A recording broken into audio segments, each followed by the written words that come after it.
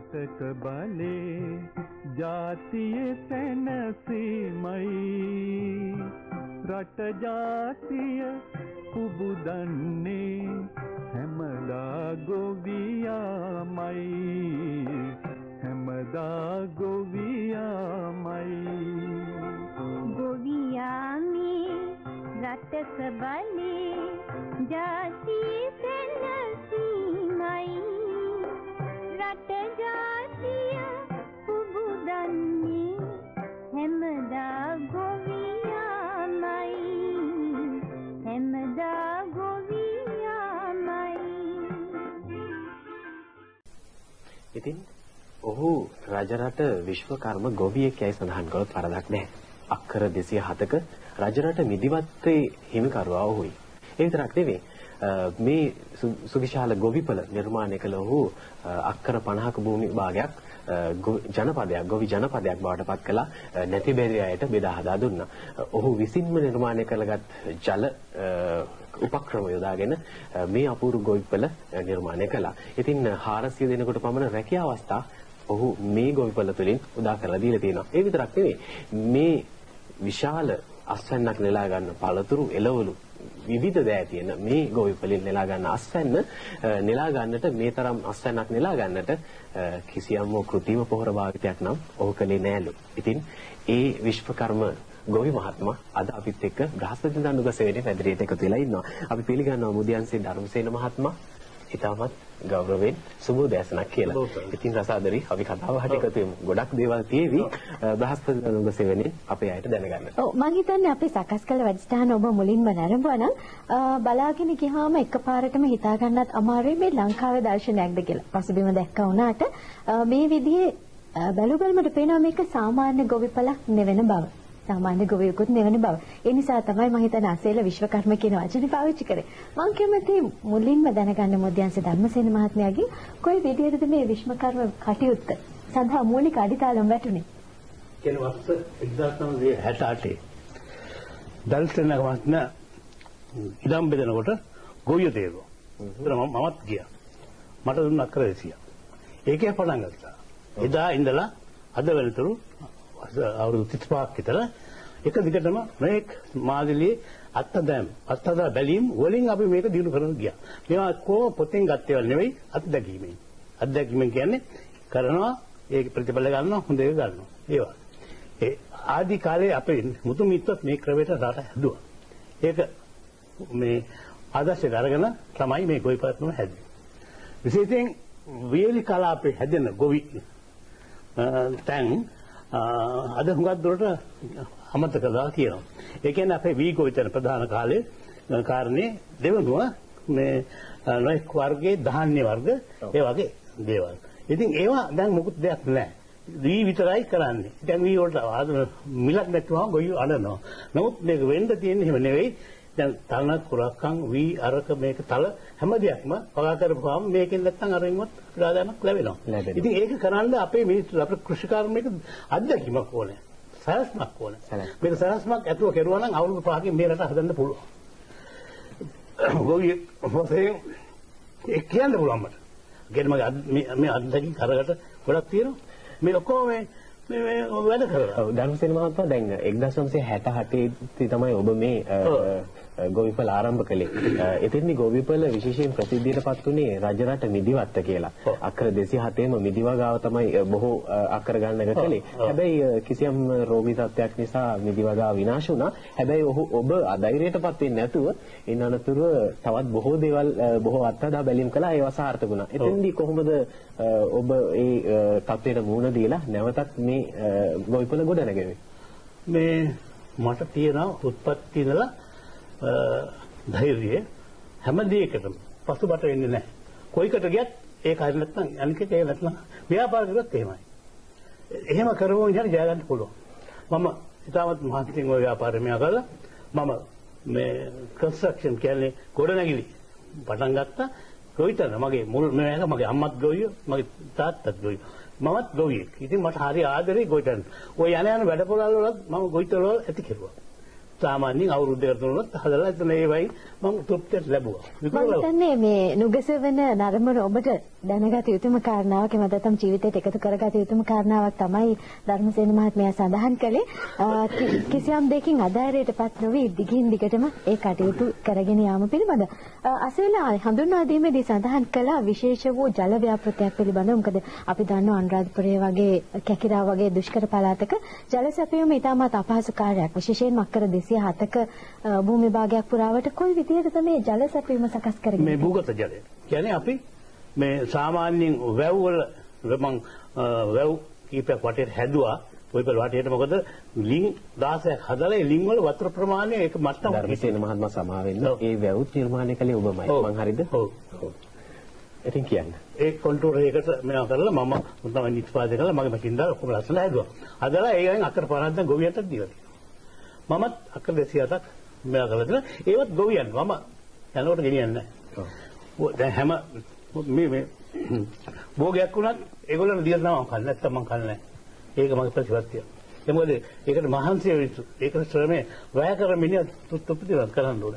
අද හුඟක් ව්‍යාපාරිකයෝ කරන්නේ කරන්නේ. එයා ඉස්සෙල්ලා මෙයාලා තමයි අනික් යනවා බලන්නේ. ඔව් ඒක අපි හැමෝටම ආදර්ශයක්. ව්‍යාපාරිකයන් විතරක් නෙවෙයි සාමාන්‍ය ජීවිතවලට පවා ඒක ආදර්ශයක්. ධර්මසේන මහත්මයා දැන් මේ තරම් විශාල දැන් අපි දකිනවා මේ ඔබ ඉදිරියටත් මැදිරියටත් ගෙනලා තියෙනවා විශාල පළතුරු ගොඩක්. ඒ වගේම මේ වෙලාවේදී එළවලු වර්ග කීපයක් එහෙම ගෙනල්ලා තියෙනවා. මේ වෙලාවේදී සඳහන් කරන්නට ඕනේ මේ සියලු අස්වැන්න නෙලා ගන්නට ඔබ කෘත්‍රිම පොහොර භාවිත කළේ නැහැ. ඔව් මම හිතන්නේ ඒක විශේෂ කාරණාවක්. අපේ ඉදිරියේ දැන් ඔබට දකින්න පුළුවන් මේ විශාල ගෙඩි වර්ගයක් තියෙනවා. බැලු බැලමට ඔබ කල්පනා කරાવી මේ ගෙඩි වර්ගය මොනවාද කියලා. අපි කිව්වොත් මේ තියෙන්නේ peer කියලා විශ්වාස කරනවද ඔබ? ඇත්තටම මේ තියෙන්නේ peer. හැබැයි මේ විදිහේ පළදාවක් දැක්කම ඕනම කෙනෙක් හිතන්න පුළුවන් මේ නූතන කෘෂි රසායන ක්‍රම භාවිත කරලා ඇති ධර්මසේන මහත්මයා කියලා පැහැදිලි කරන්නකෝ අපිට ඒ පිළිබඳව. ඔව් අපි මේ කෘෂිකාර්මික රටක් අපේ රට. එතකොට අපි ගෝවියෝ. එතකොට ගෝවියන්ට අවශ්‍ය ඕන ජලය ඊළඟ පොර. ඉතින් පොර ලබා ගත්ත අපේ ගව සම්පත දියුණු කිරීමේ හැම ගොවි පාලකටම ගවයෝ දෙන්නෙක් හිටියා. කිරි ගත්තා, පොර ලැබුණා. අපි සංගත දෙන්නුනා. එතකොට ඒ වගේ හැම මේකටම මේ ශක්තියක් අපිට ඉලායතෙම එනවා. මේවා මේ රට මගේ කියලා හැංගීම ආපුවම තේරුම් ගන්න පුළුවන්. ඔය මිදිවල මම කියන මිදි අක්කර 100කම මිදි හිටෙව්වා. ඒක අවුරුදු 20ක් සාර්ථකව හරි ගියා. ලෝකේ හොඳම මිදි වර්ගයන් හැදුවා හරි ගියා. නමුත් මේ මිල්ඩියු කියන රෝගයක් හැදලා ඒක විනාශ වෙලා ගියා සාමාන්‍යයෙන්. ඊට පස්සේ ඒක කරන්න එපා කියලා මට කිව්වා විශේෂඥයෝ. මේකෙන් මේ කරන්න ජය ගන්න බෑ කියලා. ඒ නිසා මම ඒක සම්පූර්ණයෙන්ම දැන් පළතුරු වලට ධර්මසේන මහත්මයා විශේෂයෙන් අහන්නට ඕනේ දැන් මෙතන තියෙන මේ පළතුරු කොට දිහා බලපුවාම මේ රසාදරි peer මේ peer සාමාන්‍යයෙන් අපි දකින ගස්වල හැදෙන peer වලට වඩා විශාලයි. මේ peer වර්ගයේ මොනවද? එහෙමත් නැත්නම් ඔබ මේ peer වල මේ තරම් විශාල peer එකතු කරගන්නට කිසියම් දෙයක් ඔබේ අත්දැකීම් තුලින් පාවිච්චි කරාද? නැහැ මේක අත්දැකීම. දැන් ගිහිල්ලා බැලුවම තේරෙනවා අපි ලිං වලින් කොහොමද වතුර අරගෙන කියන්නේ අනුරාධපුරේ ඉතාම කෂ්ට පොළව තියෙන්නේ හරියෙන්. නමුත් අපි භූගත ජලය අරගෙන මේ ලිං 16කින් ගොවිපළ උසසනට අරගෙන ඒ වයින් පොඩි අගල් හදලා ඒ වයින් මේ ගස්වලට අපි මේ අගල තියෙනවා. ඉතින් හැම වෙලාවෙම මැෂින් වලින් එතකොට ඔය පම්ප් වලින් අපි වතුර ගහපුවාම නිතරම යනවා. ඊට අමතරව බවුසර් 16ක් විතර දැන් දාලා තියෙනවා. මොකද ඉදොරේ වැඩි. ඒක මේ ආර්ථික වශයෙන් හරි අමාරුයි අපිට. නමුත් අපි ඒක කරන දිගටම මොකද දැන් ඔය අක්කර 207ේම තැඹිලි දාලා තියෙනවා ලස්සනට. ඒවා හැදීගෙන එනවා මේක අතරින්. ඒක එතකොට දැන් වේලි කලාපේ මේ දැන් පොල් වගේ දේවල් වලට හොඳයි. අපේ ඔය ක්‍රමේ භූගත ජලය පාවිච්චි කරලා ඕ පිළිවෙලට දිගට කරගෙන යනවා කවුරුත් කරත් පුළුවන්. වේලි කලාපේ තෙත් කලාපයක් කරන්න පුළුවන්. දැන් ওই විදිහට හොඳින් සත්කාර කරන නිසා තමයි මේ බෝගොල්ට මේ විදිහේ හොඳ පළදාවක් ලබා ගන්න හැකියාව ලැබිලා තියෙන්නේ. මම හිතන්නේ බලාගෙන ඉන්නකොට ඔබට හිතෙන්න පුළුවන් මගෙත් මේ විදිහට සුළු ඉඩකඩ ප්‍රමාණයක් හරි තියෙනවා නම් මට ඇයි බැරි මේ විදිහේ ආකාරයට මේ ආකාරයට කටයුතු කරලා මේ වගේ හොඳ ඵලදායක් ලබා ගන්න කියලා. දැන් ඒ විදිහේ කෙනෙකුට හැඟීමක් ඇති වෙලා නුගසෙවන හරහා උපදෙස් ලබා ගන්න බලාපොරොත්තු වෙනවා නම් මම දන්න හැම දෙයක්ම මේක දැන් විශේෂයෙන්ම ඩෙමොන්ස්ට්‍රේෂන් කියන්නේ මේ පෙන්වීමක් හරි මම කරන්නේ ඕනෙකට ගිහින් බලන්න පුළුවන්. දැන් මේ දේවල් හැදෙන්නේ නැහැ. දැන් අපි මේ කියමු ඇම්බ්‍රෙලා වගේ හැදෙන්නේ නැහැ. කරතසයි. නමුත් හැදෙනවා. තමුණක් හැදෙනවා. අපි හදලා තියෙනවා. ඒක අපි ක්‍රමයකින් කරන්නේ. ඒ දැන් සමහර වෙලාවට ගම්මිට සදනවල ටිකක් හේවණක් දෙන්න ඕනේ. විශේෂයෙන් වැඩින් හිටවන්න ඕනේ. ඒතකොට වේලි කලාපෙත් ගම්මිට අපිට ගන්න පුළුවන්. ඒ වගේ නොඑක් භෝග වර්ග. දැන් තිබ්බට වගේ දේවල් හැදෙනවා හොඳට. ඉතින් මෙයන් විශාල ආගමක් ගොඩට ගන්න පුළුවන්. ධර්මසේන මහත්මයා 50 59 14 දුරකථන මාර්ගය ඔස්සේ ඔබෙන් ප්‍රශ්නයක් යොමු කරනවලු අපේ ඩයබ්‍ර ප්‍රේක්ෂකයෙක් හෝ ප්‍රේක්ෂිකාවක්. සුබෝ දැසනක් වේවා කතා කරන්න පුළුවන්. කවුද මේ කතා කරන්නේ? මම මේ ඩෑලින් ඉන්ද්‍රාණි කතා කරන්නේ. ඔව් ඉන්ද්‍රාණි. මේ අපිට මේ ධර්මසේන මහත්තයන් අහන්න කැමති මේ අපේට ගෙදර මේ අපි පොල් ගහක් හිටවගත්තොත් අපිට ප්‍රයෝජනෙට ඒ ගස්වල දැන් රෝගයක් එනවා උඩ කොළ පාටට මේ අතු මේ ගිස්සේ මේ නිකන් එකපාරටම රෝගයක් නිකන් කොළ පාට කියලා මේ ගහ මැරිලා යන තත්ත්වයක් එනවා. ඒකට හේතුව මොකක්ද කියලා? හොඳයි බොහොම සුවයි. මොකක්ද ගහන්නේ? පොල් ගහ. පොල් ගහ. මේ පොල් ගස් වලට නොඑක් වර්ග ලෙඩ හැදෙනවා. නමුත් මේ ඒවට දැන් විශේෂයෙන් අපි ආරම්භයේදීම හුණු ටිකක් පාවිච්චි කරනවා. හුණු, අලු හුණු. හැම ගහයකටම සමාවෙන ධර්මසේන මහත්මයා පැපොල් ගැන අහලා තියෙනවා.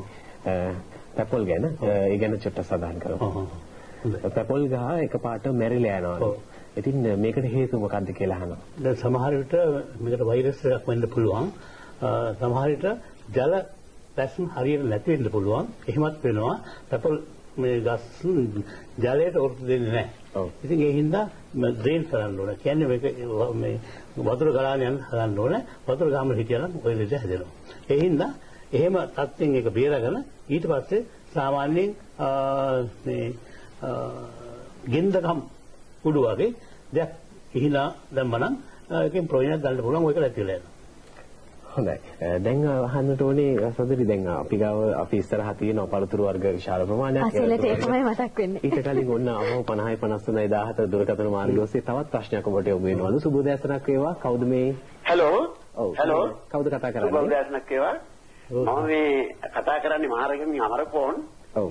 මේ අපේ මේ ගොවි මහත්මයා දැකපුවාම එතුමාගේ දැසින් ගිය කඳුළු දැක්කුවා මට හිතුණා එතුමාගේ වැඩ අගය කළ පළවෙනි අවස්ථාව වෙන්න ඕන මේක. ඒ කඳුළු වලින් අපිට කිව්වේ ගොවිතැන රැකගත්තොත් ජාතියත් රටත් රැකයි කියලා. අනිවාර්යයෙන්ම. ඒ හින්දා මම එතුමාට දීර්ඝායුෂ පතනවා. හොඳයි බොහොමත් ස්තුතියි. ඔබ දැකුවා අදහස් පිළිබඳව අත් වශයෙන්ම මෙවැනි විශ්වකර්ම ගෝවියෝ අපේ රටට ආදර්ශයක්. ඉතින් ඒ පිළිබඳව අපි ඒ අයට ප්‍රණාමය කරන්නට ඕනේ. ඉතින් මේ වෙලාවේදී ධර්මසේන මහත්මයා අපි අහන්නට ඕනේ ඔබේ ගොවිපලේ 400ක් පමණ සේවය කරනවා. මේ අයගෙන් වැඩිපුර කාන්තා පක්ෂය. කාන්තාව. ඒ අයගෙන් කොහොමද ලැබෙන උදව් උපකාර මේ ගොවිපලේ සාර්ථකත්වයට? මේ ගොවිපල ඇත කරුවේ මේ වාණිජ්‍ය මට්ටමකින් යම්කිසි ලාභයක් බලන්න නෙවෙයි. මම ව්‍යාපාරිකයෙක්. ඉතින් මේකට දැන් මම හිතන්නේ වේදම් කරලා තියෙනවා මිලියන ගාණක් වේදම් කරලා තියෙනවා. නමුත් මම තන දෙනවා මගේ රට. මගේ මිනිස්සු හැදෙනවා. ඒක ඉදිරියට ගෙනියන්න ලැබෙන්න ඕන. ඉතින් කුඩා කාලේ ඉඳලා මම ගොවිතැනට ගොඩාක් ආවා. ඒ ආච්චි අම්මා එක්ක වැඩ කරනකොට මට කියන්නේ පුතා මේ අපේ රට අපි හදන්න. ඇත්තටම ඒ රට ගැන ආදරයක් සෙනෙහසක් තියෙනවා නම් ඒ සෙනෙහස තුලින් ඇතිවන චිත්ත ධෛර්යය තුල අපේ රට ගොඩනගන්නට කල නොහැකි දෙයක් නෑ අපිට. ඉතින් මෙතෙන්දි මම ඇහුවේ ධර්මසේන මහත්මයා මේ ගොවිපලේ වැඩිපුර දෙනෙක් රසාදරි කාන්තාව. ඉතින් මේ අය ගොවිපලේ සාර්ථකත්වයට ගොවිපලේ ඵලදාව වැඩි කරගන්න බොහෝ උදව් උපකාර කරනවා ඇති ඔබට. ඒ පිළිබඳව පුංචි සඳහනක් කරන්න. ඒ අය මොන අංශයෙන්ද ඔබට උදව් උපකාර කළන්නේ? වේලි කලාපයේ දැන් ගම්බද මේ තරුණ තරුණියෝ තමයි ගොඩක් අපි මේකට යොදාන තියෙන්නේ. වයසකට ඉන්නවා. ඒ මොකද දැන් කොළඹ ප්‍රදේශයේ වාගේ රක්ෂාවල් නැහැ එහෙ. දැන් මේ වාගේ වැඩපළකට. දැන් ඒගොල්ලන්ගේ ගොවිතැන් බත් වලින් නිවාඩු වුණාම ඇවිල්ලා සේවයක් කරලා යම්කිසි දෙයක් ඉගෙන ගන්න. ප්‍රයෝජනකුත් ගන්න පුළුවන්. දැන් ඔගේ වැඩ කරපු කාන්තාවන් කීප දෙනෙක් ඉන්නවා ගොවිවල ඇති කරලා. ඒ අය තමන්ගේ කියලා නිර්මාණය කරගෙන. ඔව්. දැන් රජයෙන් උනත් දැන් ඔය නිකන් දෙන දේවල් හුඟක් නතර කරලා ඇත්ත වශයෙන්ම මේ වගේ සුවසක්තින් ජීවත් වෙන්න පුළුවන් දඟලන ජීවත් ආසා ඉන්න කට්ටියට ක්‍රම දැන් ඒ කියන්නේ මේ දුප්පත්කම නැති කරන්න මගේ අභිප්‍රාය දුප්පත්කම නැති කරන්න ප්‍රතිඵලයට වෙදන් කරලා හරියන්නේ නැහැ. වෙදන් කරන්න ඕන හේතුවට. දැන් අපි හුඟක් දෙනෙක් කරන්නේ ප්‍රතිඵලයට. මම සලාගමල්ලා ගිහින් දෙනවා දුප්පත් මිනිහට. ඒ විදිහට තවත් හිඟන්නේ කියලා. ක්ෂණික විසඳුම්. ඔව්. ඒක රට තවත් අද රට ප්‍රපාතර වැටලා තියෙන හින්දා. ඒ වගේම ඒ කෙනා තවත් අකාර්යක්ෂමක් වෙනවා. සෝත්සාහය නැති වෙලා යනවා. ඒ වෙලාව තියෙනවා. කියන්නේ මම හොඳට දන්න දෙයක්. දැන් ඔය දේශපාලකයෝ තමයි මේ රට හුඟක් විනාශ කරේ හුඟක් අමාර දේශපාලකයෝ. ඔක්කොම නෙවෙයි. ඉතින් අත් වශයෙන්ම කියන්න ඕනේ. ඒ මොකද අද දැන් අවුරුදු 52ක් මේ තත්ත්වය එනකොට ඩී.එස්. ශ්‍රීලංක මහත්තයා ප්‍රොෆෙසර්ම රට ගොඩ ගන්න සැලසුමක් හැදුවා. අවුරුදු 3ක් ඇතුළත මම පොඩි ළමයෙක් හැටියට මම මොකක් අගය කෙරුවා. මෙහෙම වැන්දවම. එතුමාට. නමුත් ඊට පස්සේ අපිට හරි ප්‍රතිචාරයක් හම්බුනේ නැහැ. බණ්ඩාරනායක මැතිණියත් ශර්මට යම් සේවයක් කෙරුවා. අපි ඉතින් ගන්න ඕනේ. ඒ මොකද ඒක වීල් කලාපේ මිස් වෙනම මොකක්ද ජීවත් වෙන මිස් කොයිතනින් ඒ තත්ත්වය ඇති කර එතුමිය තමයි. ඒක අලත් එතුමියට පින් දෙනවා දුප්පත් ගොවියෝ. හොඳයි ධර්මසේන මහත්මයා අපිට කියන්නේ දැන් ඔබේ ගොවිපලේ තියෙන පළතුරු එළවලු කොයි වර්ගද තියෙන්නේ පළතුරු තියෙන්නේ මොන වර්ගද ඒත් එකම එළවලු මොන වගේ වර්ගද වගා කරලා තියෙන්නේ. මේ මම අක්කර 100ක්ම හිතුවා මිදි. ඒ මොකද මිදි හිතන්න මට ඒ හේතුවක් ආවා. ඒ කුඩා කාලේ මේ මිදි කියන දේවල් මේ මිනිස්සු දැකලා නැහැ අපේ ගොඩේ මිනිස්සු. එතකොට අපේ සීයා කොළඹ මිදි ගෙන ආපුවාම වෙද මහත්මයාගෙන් මේ අනේ අමු తీරලා කියලා මේ ආවුණා. ඉතින් මට ඔතන රැඳිලා තියෙනවා මේ ඔළුවේ. ඉතින් මම කල්පනා කරා මේක හිතවන්න ඕනේ. ඒක මම යාපනයේ වැඩ කරනකොට සෝල කට්ටිය වල හැවිලා හිටියා මේ කට්ටිය මේ මිදි හැදලා ඉතාලියෙන් කට්ටිය කියලා මිදි හදලා වයින් නේම හැදුවා. මම ගියා උතෙන්ද. ගිහින් කතා කරා. ඒගොල්ලෝ කතා කරන්නේ නැහැ ඒගොල්ලෝ. ඒගොල්ලෝ ආගමික ටිකයි ඇති. තියෙන ඔක්කොම කියලා අර පැම්පලස් කියනවා කියලා බලලා මට හරි දුක් හිතුණා. මේ රටේ අපි හැදෙනවා කියලා. ජාල මිදි පොකුරු. මේ වයින් පෙරලා තියෙනවා. මේ යාපනේ. එතකොට මම හිතුවා මටත් මේ කරන්න පුළුවන්. මම කොයි දෙයක් හරි කරන්න බය නැහැ. සල්ලි විඳ ගන්න බයත් නැහැ. කොයි දෙයකටවත් මම ඒකට නිර්භීතව එළියට යනවා. ඔව්. මේ පාඩ් වෙයි මේක මෙහෙම අර කරන්නේ නැහැ මම. දිගටම යනවා. මිදි හිටවුවා අතර 100ක් මට කෝටි ගණනක් වියදම් වුණා. නමුත් අවුරුදු 20කට පස්සේ හොඳ ප්‍රතිඵල ලැබීමෙන් පස්සේ ඒක විනාශ වුණා. ඒ වුණාට මම අධිරණවත් වුණේ නැහැ. ඊට පස්සේ මම ඔය පළතුරු වගාවට පටන් ගත්තා. ඉතින් දැනට මෙන්න මේ පෙර විශාල මේ පෙර විශාල ධර්මසේන මහත්මයා ඔබ බැංකොක් පෙර කියන ඔව් බැංකොක් පෙර මේක ප්‍රභේද කීපයක් තියෙනවා. මේක තව එකක් තියෙනවා හුඟක් ලොකුයි. ඊටත් වඩා. ඔව් හුඟක් ලොකුයි තියෙනවා. මේ මගේ ළඟ තියෙනවා මේක නෑ මේ පොඩි එකක්. ඒ මොකද මේක මාකට් එකේ යනවා හොඳට ලොකුව විකුණන්න අමාරුයි. ගෙඩියක් ගන්න නෑ මිනිස්සු කැමති නෑ කිලෝ දෙකක් තියුණාම. ඉතින් මේක යනවා හොඳට. හැබැයි මේ පෙර වලින් විශාල ආදායමක් මේ වේලි කරාපේ. ගන්න පුළුවන් ගොවියන්ට වන් කියන්න පුළුවන්. විශේෂයෙන්ම මේ ගොවිපලේ පළදාව දේශීය වෙළඳපළටද නිකුත් කරන්නේ නැත්නම් විදේශීය වෙළඳපළටද? මේමයි හොඳ බොඩක් අදපහම ඔක විතරනන්න මාරුවක් නෑ. ඒකයි. දැන් මේ අපේ හැම දෙයක්ම කිසිම තැනක් වුණත් හදලා ඔක ලස්සනට මේ වුණාම ඇවිදින සුද්ධමත් තුන ආදරෙන් ගන්නවා. ඔක ගිහින් එහෙම ජලා කරලා අරගෙන තිබ්බම ගන්නෙ නෑ. ඉතින් අර දැන් එංගලන්තේ එහෙම තියෙන පැක් කරලා ලස්සනට තිබ්බම හැමතියි ඒගොල්ලෝ. එහෙමනේ අපේ රට එකට පොළු ගිරලා නෑ තාම. දැන් මේ ළඟදී කෘෂිකර්ම මැතිතුමා මේ ඇති කෙරුවා තාක්ෂණ මේ මොනවද මේ පෙර අසන තාක්ෂණ මෙයා කියලා ඒකේ මමත් ඉන්නවා. අපි කිව්වා හොයන්න ක්‍රම කොහොමද මේ අපේ අස්වැන්න තියාගෙන දැන් අස්වැන්න ලැබෙන ප්‍රමාණයෙන් 70%ක් විනාශ වෙනවා. ඒක උනත් එහෙමයි. ඕවා හැදුවාම එක සැරයක් කරනවා අධ්‍යයනයක් කරනවා අන්තිමේදී බලනකොට පොඩි කැලලයි පුරන්නේ. ඒක මේ සම්පූර්ණ විනාශයක්. ඉතින් මේ ජාති විශාල ඒ නිසා අපිට අපේ සභාපතිතුමා ඇතුළු 6 දෙනෙක් පත් කෙරුවා මේ මණ්ඩලයට. දැන් වී මණ්ඩලය වෙනුවට අපි තියෙන්නේ මේ වී ලංකාවේ තියෙන වී මණ්ඩල මේවත් හොරක් දෙන්න පුළුවන් පිට අපේ මේ කෘෂිකර්ම දිනු කරන්න. ධර්මසේන මහත්මයා මේ වෙලාවේදී මට අහන්න තියෙන රසාදරි දැන් ඔබ දන්නවා අපේ කාන්තාවන්ට ඒත් එකම අපේ පුරවැසියන්ගේ ගෙවතු වල ගොඩක් වෙලාවට භූමිය නිකන් පේනවා කිසියම් ඵලදාවක් ඒවෙන් ලබන්නේ නැහැ. සමහර වෙලාවට කාලේ නැතිවීමත් මේකට හේතු වෙන්න පුළුවන්. ඒත් ගෘහණියන්ට බොහෝ වෙලාවට බොහොම ලේසියෙන් තමන්ගේ ගෙවත්තේ කොටුකොළ ටිකක්, කොහිල ටිකක්, කිසියම් පළතුරු ටිකක් අද විශේෂයෙන්ම රටේ බොහෝ දෙනා පළතුරු අනුභවයට හුරු වෙලා තියෙනවා. ඉතින් ඒ නිසා තමන්ගේම ගෙවත්තේදී මේ දේ කරගන්න පුළුවන්ද? ඉතින් පුළුවන් නම් ඔබේ අත්දැකීම් තුලින් ඒ අයට කිසියම් පණිවිඩයක් දෙන්න පුළුවන් නම් මේක හරි වටිනවා කියලා. බොහොම ලීසි ගන්න පුළුවන්. ඔබට මතක ඇති අපේ අර යුද්ධ කාලේදී මේ අර මල් ගලවලා හිටව මිස් පොච්චල ඈ ඒ වෙලාව අපි කෙරුවා. මොකද අපිට ඕන නිසා. ඒ වගේ අදත් පුළුවන් දැන් බඩු මිල ගණන ඉහළ යනවා. සප්ත ගිවිසුමක් අත්සන් කරලා අපේ ගොවියෝ කොහොම කමාවට වැටලා ඉන්නවා. ඔව්. ඒ කියන්නේ අපිට තරහ කරන්න බෑ ඉන්දියාවේ ගොවියත් එක්ක. ඉන්දියාවේ ගොවියට පහසුකම් ලැබෙනවා. 150ක් පොර හම්බ වෙනවා. මේ විදුලිය නිව ටිකක් හම්බ වෙනවා. ඒ විදිහ ගෙන්නන වේවත් එක්ක අපිට තරහ කරන්න බෑ. ඒ හින්දා අපේ ගොවිය සම්පූර්ණයෙන් මැරෙන්නේ. නමුත් දැන් මේ වගේ වෙන ක්‍රම වලින් හරි අපේ ගොවියට තනක් දෙන්න ඕන දිරිමත් කරන්න. දැන් බොහෝ දෙනෙක් චෝදනා කරන්නේ අපිට ආසාව තිබ්බට ඉඩකඩ නැති ප්‍රශ්නේ තමයි මේ විදිහේ වගාවක් නිවස කරගන්නට බැරිකම කියලා. පුළුවන්. කොයි විදිහටද ඒක කරන්නේ? කියන්නේ සාමාන්‍යයෙන් 4 අඩි 100ක් තියෙනවා. ඒක බොහෝ ලස්සනට කරගන්න පුළුවන්. ඒ පිළිවෙලට කරන්න ඕන ඒක. ඒක මේ සමාන්තර තියෙන පිළිවෙල හිටවලා වතුර දාගන්න පුළුවන් පිළිවෙල චූටි කාරණක් තවකට හරි ගසලා එතකොට ඒකට කොන ගොම් පොර ටිකක් අලු ලිපි අලු ටිකක් දාගන්න පුළුවන්.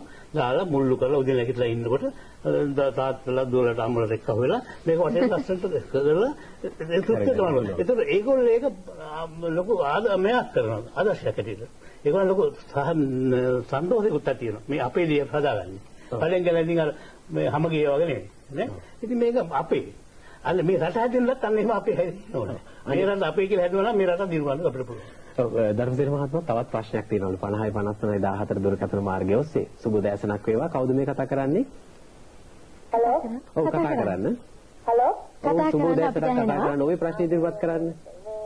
මේ මාළේ මාළේ සුනින්දා කතා කරන්නේ. ඔව්. මේ අපේ peerගස් දෙකක් අපි මේ ගෙනල්ලා හිටෙව්වා. ඒකේ මේ කොළ ඔක්කොම මේ කනෝ කනවා. උඩින් ගෙඩි අවුරුදු 5කට පස්සේ දැන් ගෙඩි 5ක් හැදුනා. ඒ වුණාට ඒව හරිය සාර්ථකෙට නෑ ඔය ගෙඩි වගේ. ඉතින් මේක රෝගියෙක්ද අපේ ගස් දෙකට නැත්නම් පොරමදි සමත්. හොඳයි බොහොමත්ම ස්තුතියි. ඔව්.